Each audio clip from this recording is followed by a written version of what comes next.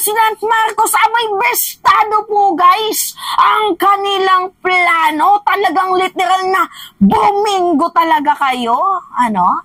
So ngayon guys, kala nila hindi natin napansin. Kala ata nila bulag tayo. Ang hindi nila alam, hindi naman tayo yung mga dating tao na once na nag-vlog kayo, na nag-content kayo, abay maniniwala agad sa inyo yung sambayan ng Pilipino. No, hindi kami ganon. Hindi po tayo pinanganak kahapon. Agree ba mga viewers ko? Hindi tayo pinanganak kahapon na para mabilog po sa mga pangit na adhikain ninyo. Para namang pinalabas nyo na pinanganak kami kahapon. So ngayon nga po guys, ito na.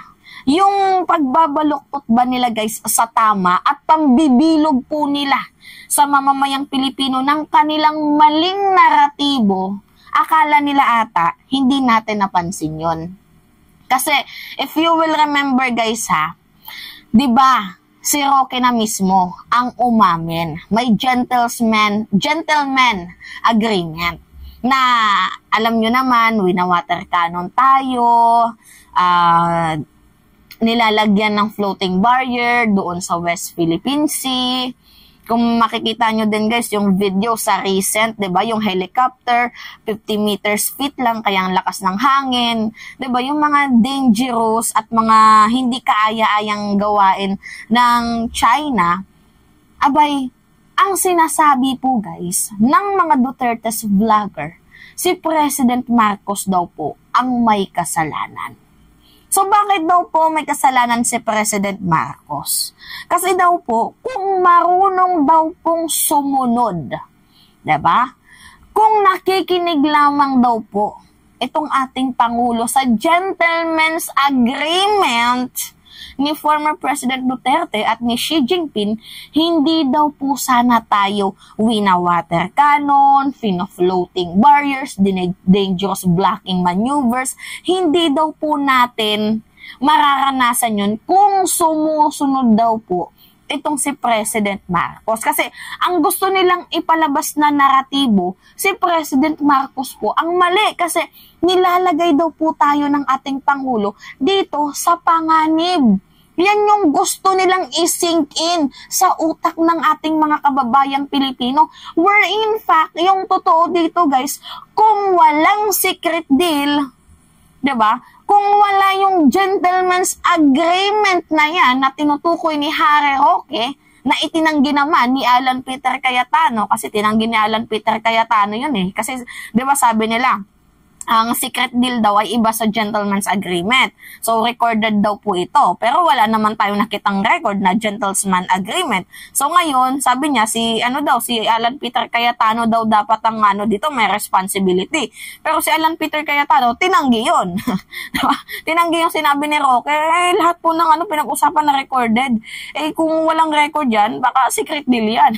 Diba? Tinanggi ni Alan Peter Cayetano. So ngayon nga po guys, ito yung gusto nilang itanim sa utak ng mamamayang Pilipino na kung sumusunod lamang daw po si President Marcos sa gentleman's agreement na yan, hindi daw po tayo wina-water cannon. Wherein fact, kagaya nga guys ng sasabihin ko sa inyo, hindi naman po talaga tayo iwa-water cannon kung in the first place, wala pong gentleman's agreement na yan. So ngayon, ang gusto nilang palabasin na si President Marcos ang nagpapahamak sa ating bayan.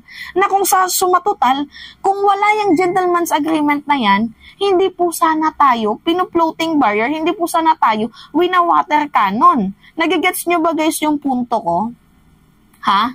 Yan yung gusto nilang ibuong naratibo sa ating sa ating Pangulo. Yan, pasamain nila yung image, leading to impeachment. Diba kasi ang ginagawa daw ni President Marcos kasi gusto niya daw na magkaroon ng gera, yan po yung sabi ng mga DDS. So pwede daw po siyang ipa-impeach. Diba? Utak niyo may ubo. Literal.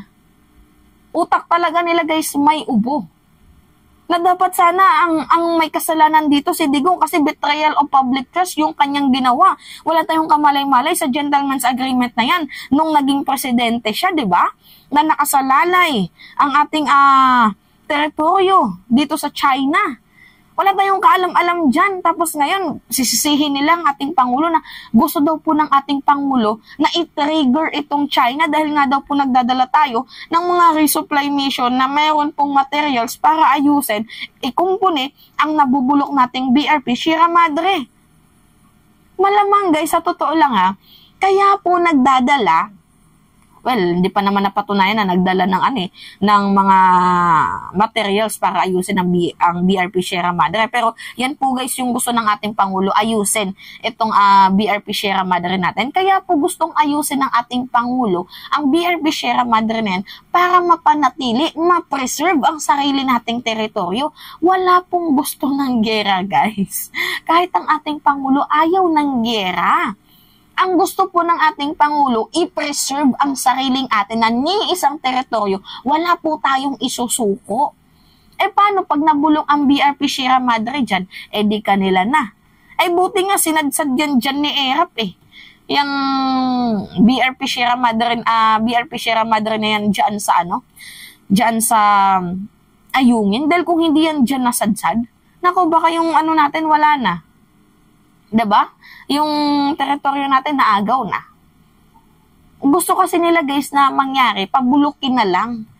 Pag nabulok yan, ano nangyari dyan? Pag nabulok yan, anong mangyayari? Di kakanilahin na. Yan nga guys yung sinasabi ko sa inyo na pinipreserve po ng ating Pangulo ang ating teritoryo. Ang pangit kasi dito guys, gumagawa na nga po ng way ang ating Pangulo, di ba? Para ma-preserve ang sariling atin. Siyempre, may kayamanan din dyan. Minamasama nitong kampo nila Duterte. Pansin nyo guys, kung paano nila i-manipula itong mainstream media, itong mga vloggers nila. Yung naratibo kasi nila, kahit mali si Digong, ang sisi kay President Marcos. Diba? Nakikita nyo yun guys, yung kanilang pinapakalap na naratibong ganyan. Kasi kung akala nila, hindi ko napapansin yun. Well, hindi naman po ata ako pinanganak kahapon. Guys, yung mga katulad nating bata, katulad kong bata, meron pa pong maiaambag sa lipunan.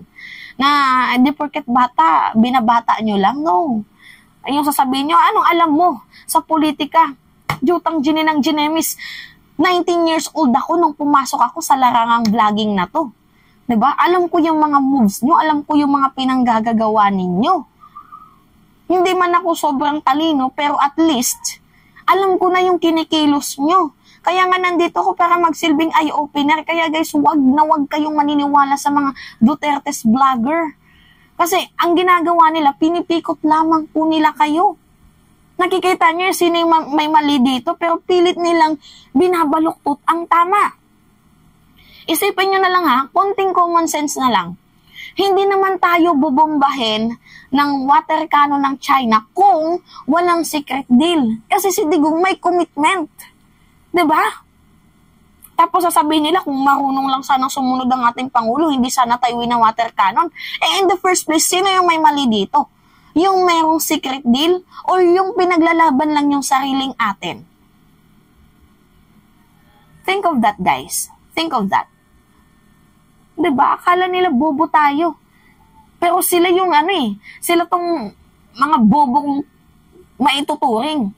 Kasi alam naman nila yung tama, pero pilit nilang ginagawang mali.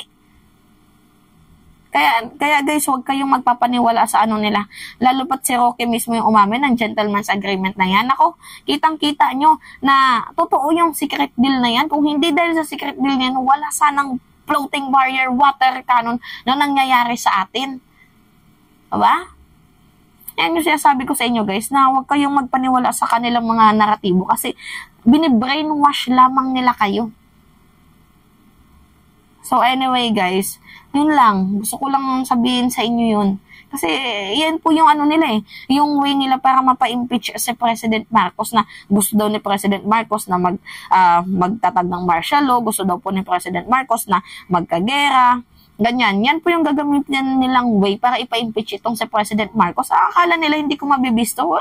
Bistado na kayo. 'Di ba? Yung imamanipulate nila na sasabihin na tinitrigger daw natin ng China. So, pag na-trigger ng China, hingi tayo ng tulong sa US, tapos magtatatag daw ng martial law. Naku. Huwag nyo kaming bilugin. Huwag nyo kaming bilugin. Kung yung iba na bibilog nyo, pues ako hindi. Dahil hindi po tayo bobo. So, yung thought ko, sinishare ko lang sa inyo, guys. So, yun lamang po. At it's me again, guys. Si Mima Alicia nyo at nagbabalik ulit para sa ating panibagong video.